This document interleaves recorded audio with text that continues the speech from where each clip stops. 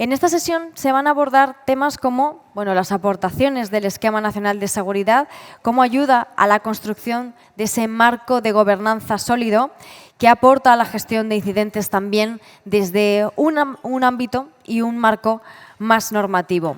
Y también se va a analizar el contexto actual en el que nos encontramos, cómo son los principales rasgos que caracterizan a ese escenario actual del ecosistema de amenazas. Y mientras terminamos de prepararlo, aprovecho para presentar a todos los que participan en este panel y también, por favor, pues que nos vayan acompañando.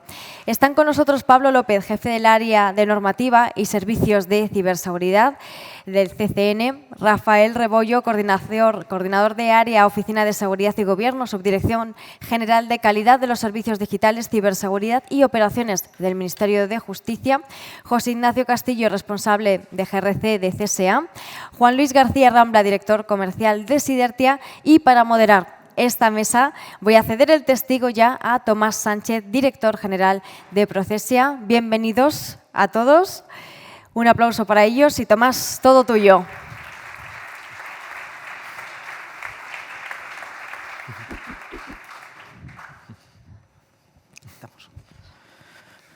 Buenos días. Bueno, agradecer en primer lugar a la organización y la oportunidad de moderar la mesa. Es un auténtico placer. Mi idea es hacer una mesa abierta en la que podamos hablar de lo que es el nuevo Esquema Nacional de Seguridad y un poco la colaboración público-privada, en qué se basa y qué podemos hacer más para fomentarla más si cabe, ¿no? Me gustaría introducir está Pablo López, está Rafael Rebollo, CISO de Justicia, está Juan Luis de Sidertia y está José Ignacio de CSA. Y estoy yo como representante de Procesia moderando la mesa. Me gustaría iniciar con Pablo, hablando, que se ha hablado durante el día del marco de gobernanza. ¿Cuáles son las principales barreras que tú entiendes que para implantar un marco de gobernanza? Bueno, lo primero, pues, deciros que estoy encantado de estar aquí, ¿no? Y sobre todo al lado de Rafa, porque si alguien me enseñó en el 2017 qué es el cumplimiento y sobre todo que la gobernanza, fue Rafa, ¿no? Cuando se implementó el SO de Justicia, pues llegamos nosotros ahí con nuestra caballería muy técnica, muchas herramientas, y alguien nos enseñó en ese momento que había que hacer una gestión y poner criterio y orden a la hora de implementar, priorizar qué tipo de servicios y qué tipo de medidas, ¿no? Entonces fue el primer golpe de la realidad en el 2017, por eso para mí es un auténtico placer estar aquí contigo, Rafa. Estar con Juan Luis, porque yo creo que Juan Luis siempre nos ha ayudado mucho a interpretar, ¿no? Es decir, el nexo de unión entre lo que es la parte técnica y la parte de cumplimiento, y qué menos que hablar de CSA, ¿no? Que es un poco quien al final con ellos podemos ir de la mano, ¿no? Respondiendo a tu pregunta, ¿cuál es la dificultad principal? Pues te lo acabo de decir, la inercia, ¿no? Venimos con una inercia, una dinámica, donde lo importante es prestar un servicio, pero nos olvidamos de qué, de cómo hacerlo. Es decir, cómo priorizarlo, cuáles son los elementos que tienes que tener en cuenta, cómo establecer unos roles y unas responsabilidades y sobre todo unos flujos, ¿no? Es otra cosa que es que me tengo que fijar un poco en las experiencias previas, ¿no? Es decir, no es simplemente asumir una responsabilidad que todos asumimos por el puesto, sino cómo estableces unos flujos, unas correspondencias entre las distintas unidades, que todo se sincronice y al final todo contribuya, ¿no? Al final no es tener un servicio determinado, sino cómo ese servicio tiene una sinergia, enlaza con otro y existe una dirección que lo conoce todo y es capaz de priorizar en cada momento los recursos y cómo llevarlo a cabo, ¿no? Entonces, lo principal yo creo que es la inercia que tenemos en cuanto a estructura y dinámica de trabajo. Y el Esquema Nacional de Seguridad, que recientemente se ha aprobado un nuevo Real Decreto, ¿cómo nos ayudaría a la construcción de marcos de gobernanza, ya no solo en entidades de una determinada envergadura, sino en entidades también locales, autonómicas y demás? ¿Cómo lo ha hecho? Eso también lo aprendimos, ¿no? Yo creo que, y coincido, ¿no? En el Esquema Nacional de Seguridad, el nuevo, lo que ha hecho es aprovechar los dos últimos años en la experiencia que hemos llevado a cabo en la adecuación al NS. Es decir, el nuevo NS lo que ha hecho es aprovechar las experiencias en la implantación y adecuación de las entidades, ¿no? Uno de los elementos siempre críticos que nos hemos encontrado es el de la política de seguridad. ¿Quién ha aprobado la política de seguridad? El Comité de Seguridad. ¿Y cómo se constituye el Comité de Seguridad? Eso siempre ha sido el elemento, el hito en el que nos hemos encontrado. Es decir, el plan de adecuación lo puedes llevar a cabo, la valoración de los sistemas, la categorización, el identificar las medidas, etcétera. Pero cuando llega la fase de implantación del marco normativo, siempre tienes que tener una política de seguridad.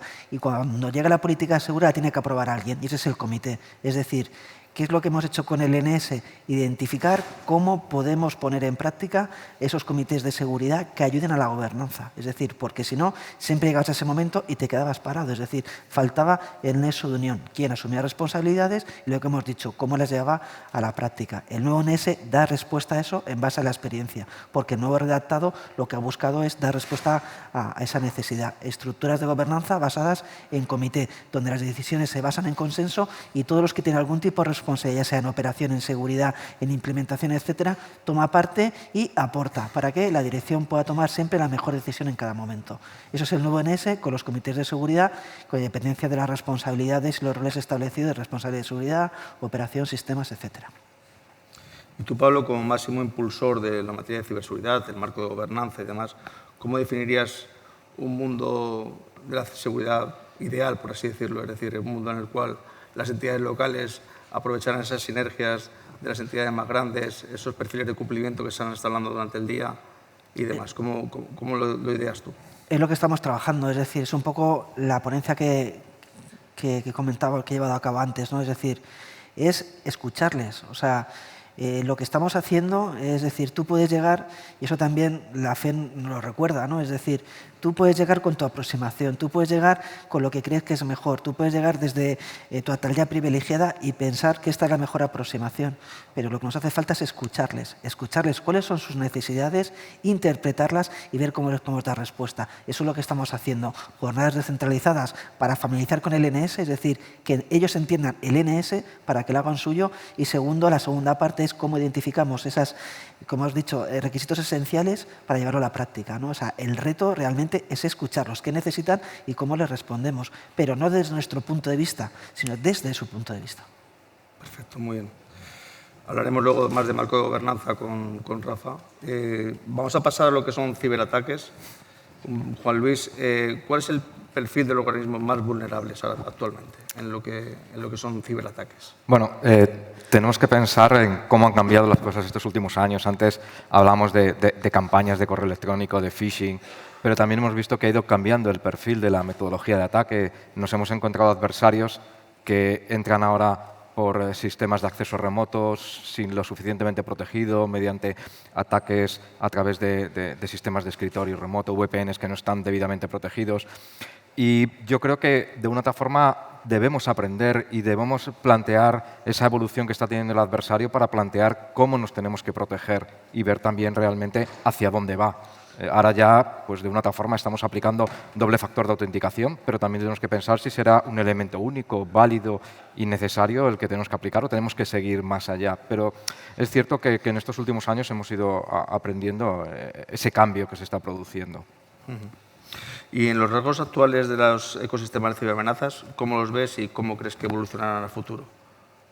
Bueno, la evolución es compleja porque todo cambia. Evidentemente tenemos ciberamenazas que son bastante habituales, la aparición de Zero Days. El año pasado nos sorprendió con la aparición de algunas vulnerabilidades no conocidas, este año ya hemos tenido algunas, es decir, eso siempre va a existir y siempre nos tenemos que proteger contra ellos. Pero lo que estamos viendo también es que los atacantes están cambiando también en su forma de hacer las cosas. Me explico, antes teníamos casos en los cuales utilizaban X herramientas que las podíamos llegar a identificar, pero nos estamos dando cuenta en últimas instancias que están apareciendo nuevos grupos de adversarios que están empleando incluso comandos del propio sistema operativo para moverse por la red, para hacer movimientos laterales. Contra eso también tenemos que proteger, tenemos que aplicar.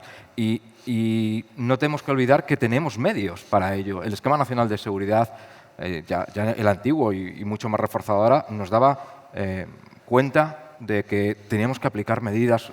El bastionado de un puesto de trabajo, proteger un puesto de trabajo, aplicar un mínimo firewall, estamos hablando de un Windows, levantar el propio firewall, eso va a evitar que se produzca un ataque de movimiento lateral contra ese puesto de trabajo.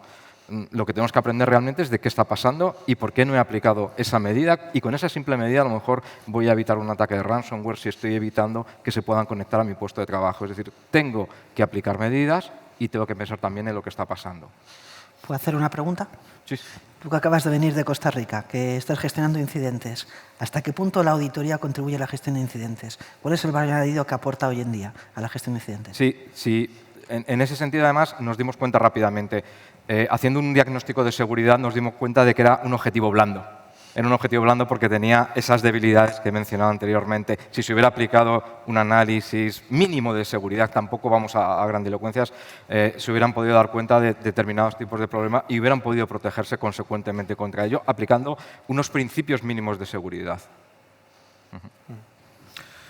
José Ignacio, CSA, ¿qué aporta el Esquema Nacional de Seguridad en lo que es todo el contexto de la gestión de incidentes? ¿Cuál es tu percepción? Bueno, pues, al final se trata de una herramienta, ¿no? De un marco, de una metodología, de un sistema de gestión que ayuda no solamente a fortalecer nuestro sistema, sino también a proteger activos que muchas veces consideramos menos importantes o que consideramos quizá un poco al margen de este marco normativo, como es el tema de datos personales, ¿no? Al final, si consideramos la información personal, hemos estado hablando de entidades locales, hemos estado hablando de organizaciones, de diputaciones.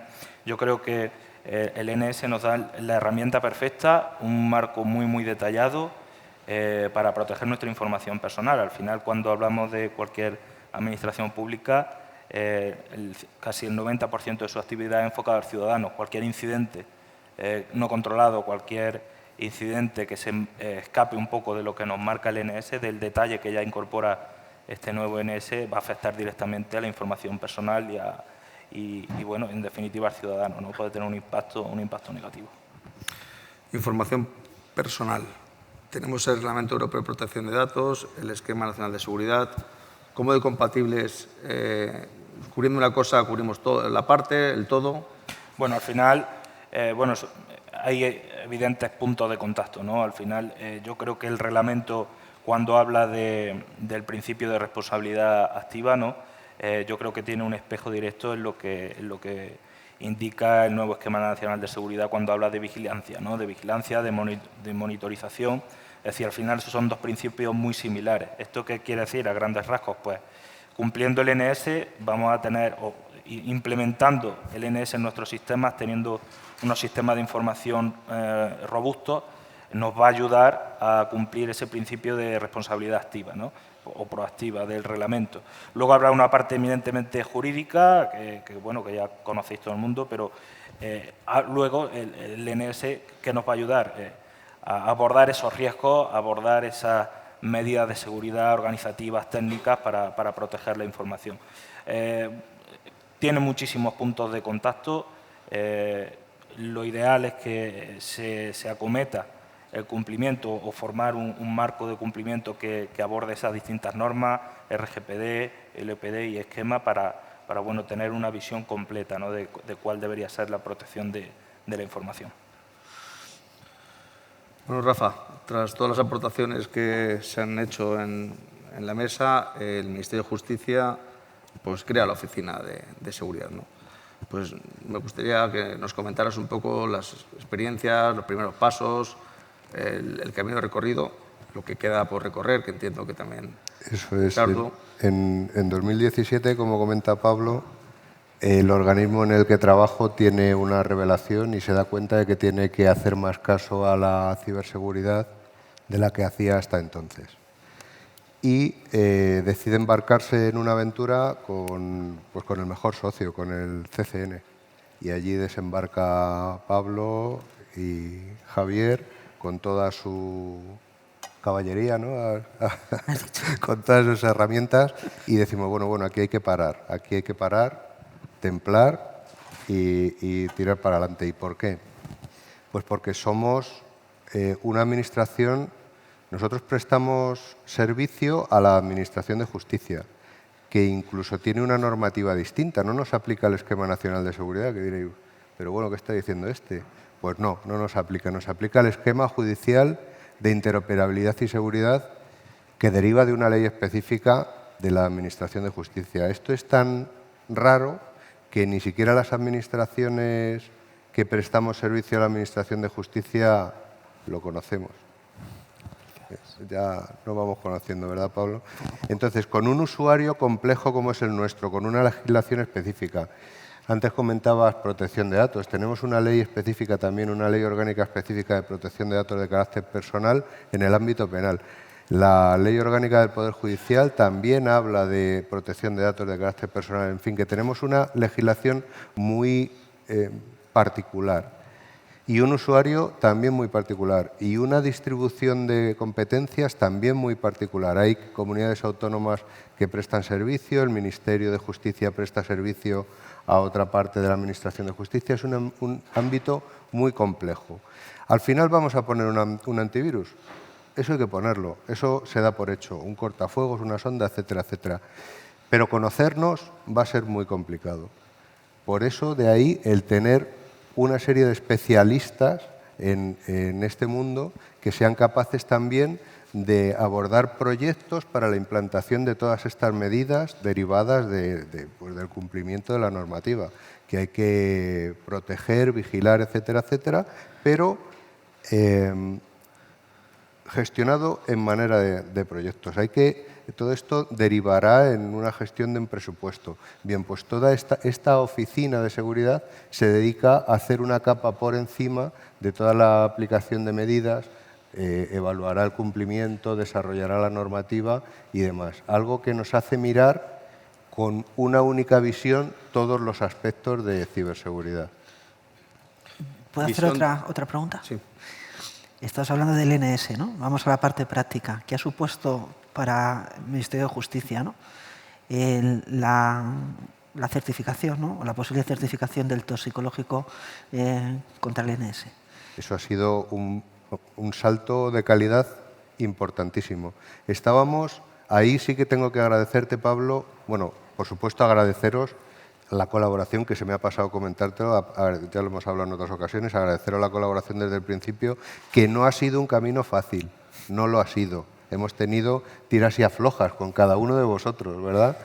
Ha sido difícil el camino, pero la satisfacción que tenemos cuando podemos ser capaces de abordar el proceso de adecuación y certificar un sistema en el Esquema Nacional de Seguridad, pues yo creo que eso es el culmen de todo ese proceso de madurez desde que empezamos a conocernos hasta que ahora llegamos a tener un nivel, bueno, pues que es capaz de certificarnos en el esquema. ¿Eso quiere decir que hemos acabado? No, como decías tú antes, Tomás, nos queda mucho trabajo por delante, mucho camino por delante, pero hemos dado un salto de calidad. Creo que estarás conmigo, Pablo, en que gracias a esa visión de vamos a comer este elefante a bocados, el salto cualitativo es muy importante. Yo creo que lo importante es que creamos una dinámica de trabajo. Ya creamos los equipos, saben que tienen que certificarse, y lo que es más importante, saben cómo certificarse, ¿no? Y yo creo que eso es la clave, ¿no? Yo creo que esa experiencia es un ejemplo claro de ello, ¿no? Es decir, la adecuación al NS es posible, hay que buscar la mejor aproximación. Ante un ecosistema, como dices, que es complejo, al final buscamos la fórmula y yo creo que al final estamos llegando a un resultado, ¿no? Yo creo que sí, yo creo que es un éxito importante el haber obtenido esa certificación, que por cierto nos auditó José Luis. Muchas gracias, José Luis. Y hablábamos del concepto también, Rafa, de visión 360 grados de la ciberseguridad, un poco también descendiéndola un poco a tu experiencia dentro del Ministerio de Justicia, que es un ámbito también particular, como tú dices, porque da soporte a la Administración de Justicia y demás. Esa visión 360 grados, ¿cómo afecta o cómo digamos, se relaciona con el Comité Técnico Estatal de la Administración Judicial Electrónica, con los comités y comisiones que comentaba anteriormente también Pablo? Ese modelo de gestión y esa visión 360 grados, ¿cuál es tu percepción? Antiguamente, antes de esa epifanía que comentaba antes, pues cada uno aplicaba la seguridad como le parecía adecuado, ¿no? O sea, no era un erial, allí había ya medidas de seguridad, pero lo que pasa es que estaban deslavazadas, estaba distribuida la responsabilidad de seguridad y cada uno las aplicaba pues en la medida de lo posible como mejor estaba en su entender. ¿Por qué tener esa visión total centralizada en esta organización de esa visión 360 grados, como comentas? Bueno, pues porque si no haces un proceso basado en el cumplimiento, puede que estés aplicando medidas por demás, gastando dinero de manera innecesaria en determinadas medidas o dejando medidas de aplicar, ¿no? Con lo cual vas a tener en ambos casos una sensación de falsa sensación de seguridad y lo que vas a estar es teniendo en riesgo la infraestructura y los servicios porque no estás aplicando las medidas de manera adecuada, ¿no? Entonces yo creo que eso nos lleva a, desde la visión de la organización de los sistemas del cumplimiento, acabar en esos proyectos de aplicación de las medidas que nos van a hacer estar un poquito más maduros en cuanto a la seguridad. Perfecto, muchísimas gracias, Rafa. Y un poco lanzo la pregunta al vuelo, a la mesa.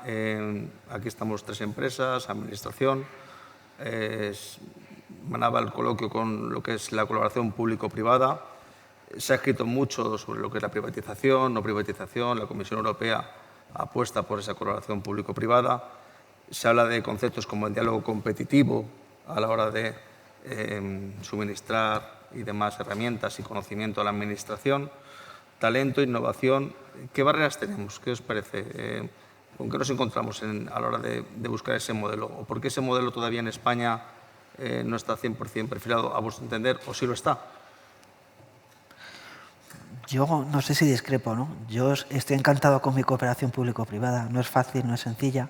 Al final las empresas necesitan pues, un business case, hay que buscar ese business case, pero también hay que motivarlas. Es decir, por un lado hay un negocio, pero por otro lado también sus empleados, ¿no? o su personal necesita también que el trabajo les motive, ¿no? Entonces hay que buscar una sinergia que yo creo que es el elemento diferenciador que por lo menos desde el CCN y que nos han inculcado de toda la vida, ¿no? Yo creo que eso sí que desde que empezamos hace 20 años es algo que yo creo que ahí Javier siempre ha insistido mucho, ¿no? Es decir, no simplemente está en la empresa, sino cómo conseguimos que la empresa nos aporte, ¿no? Y nos aporta porque la hacemos parte nuestra, es decir, es una extensión donde no solamente hay una confianza, sino un objetivo común, ¿no? Y eso no es fácil ni es sencillo, ¿no? Entonces, si miramos, retrataremos 20 años, yo creo que es un caso de éxito, ¿no? Esa cooperación público-privada, donde hemos conseguido una sinergia basada en no solamente conseguir el beneficio por parte de la empresa, sino el elemento motivador que consigue que al final pues, no simplemente lo veas como un trabajo, sino lo veas como algo que interiorizas, donde quieres desarrollar, quieres evolucionarlo y quieres no sé, llegar a ese objetivo común que todos nos hemos planteado, ¿no? Yo, cuando hablo de cooperación público-privada, es que nuestra experiencia como CCN es muy distinta y muy diferente a cualquier otra, ¿no? Entonces, quizás no soy a la mejor persona que le puedes preguntar. Yo estoy encantado, lo he dicho. Yo creo que son 25 empresas con las que colaboramos. En todos los proyectos, en el mismo proyecto, hay mínimo 3 empresas aportando en lo mismo. Y a lo mejor en otros ambientes compiten, pero en nuestro ecosistema todos ponen de su parte, es decir, brindan su know-how, su estado de arte para que el proyecto salga, ¿no? Entonces, quizás no soy el mejor o persona para contestarte. Nosotros estamos muy orgullosos de nuestra cooperación público-privada. Si me permites, desde el Ministerio de Justicia hay 2 iniciativas claras de colaboración público-privada. Una de ellas es que se ha lanzado un acuerdo marco de justicia donde hay un lote específico de ciberseguridad al que han aplicado algunas empresas y por el que se irán abriendo contratos basados a partir de este lote de ciberseguridad. Y la segunda, más reciente, es se han promocionado unos foros de transformación digital en el ámbito de la justicia y hay un grupo de trabajo específico de ciberseguridad donde pues, allí colaboran empresas y ha habido un interés notable por parte de las empresas en aportar pues, iniciativas de colaboración, nuevos proyectos que puedan ir mejorando el día a día de la importancia de la ciberseguridad dentro de la transformación digital de la justicia. Y, por supuesto, No puedo estar más de acuerdo con Pablo que la colaboración de las empresas del CCN para con el Ministerio de Justicia ha sido, vamos, un beneficio para todos, yo creo que inigualable. Por extensión, claro, el CCN colabora con el Ministerio de Justicia y a su vez trae toda esa sinergia, ese trabajo para todos los ciudadanos al final, ¿no? Porque se trata también de proteger al ciudadano. Pues muchísimas gracias, Pablo, Rafa, José Ignacio, Juan Luis. Los mensajes, como resumen del coloquio, es escuchar a las entidades locales también, que es muy importante, a todos esos pueblos que quieren cumplir con el Esquema Nacional de Seguridad y muchas veces no saben dónde agarrarse. El espacio cambiante, que comentaba Juan Luis, el marco común del Esquema Nacional de Seguridad, que aborda muchos aspectos y otras normativas que subyacen y que el Esquema Nacional de Seguridad ahora sí que contempla, oficinas de proyectos, programas, colaboraciones y todo lo que es la motivación, lo que es la colaboración público-privada, la extensión de las empresas que llegan a la administración pública y que somos partes de ello. Aquí hay 3 casos, como es el Procesia, CSA y Sidertia, y coloquios, iniciativas, ideas nuevas que las empresas privadas podemos aportar a la Administración. Muchísimas gracias. Gracias.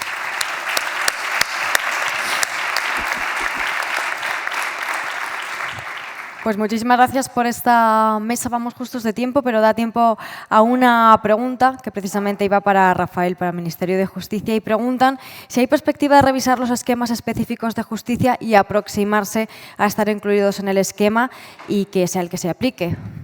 Discúlpame porque no entendí la pregunta. Preguntan si hay perspectiva de revisar los esquemas específicos de justicia y aproximarse a estar incluidos en el esquema. Por supuesto, estamos trabajando, antes ha comentado Tomás, el CTAG, el Comité Técnico Estatal de Administración Judicial Electrónica. Estamos trabajando para no reinventar la rueda, para homogeneizar los esquemas particulares relacionados con el Esquema Nacional de Seguridad.